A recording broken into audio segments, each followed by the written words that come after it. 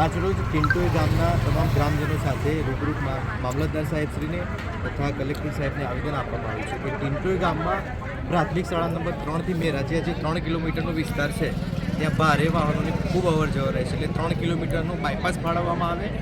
રહેણાંક વિસ્તાર છે, 2 પ્રાથમિક શાળા છે, આંગણવાડી છે, ડેરી છે, આરોગ્ય સબ સેન્ટર છે, એટલે એ 2 થી 3 કિલોમીટરનો રસ્તો બાયપાસ ફાળવવામાં આવે. તેમજ બાજુમાં રેલવેમાં જે ખાનગી એજન્સી કામ કરે છે એને 10,000 મેટ્રિક ટનની મંજૂરી લીધી હતી, એટલે 10,000 મેટ્રિક ટનમાં 400 ગાડીઓ નીકળે એની જગ્યાએ છેલ્લા 20 દિવસમાં 2,000થી વધારે ગાડીઓ કાઢીને 3 ગટર લાઈન, એક પીવાના પાણીની પાઇપલાઇન અને મેસો કેનાલ ઉપરનું પુલ જે 20 લાખના ખર્ચે તાજેતરમાં જ બન્યું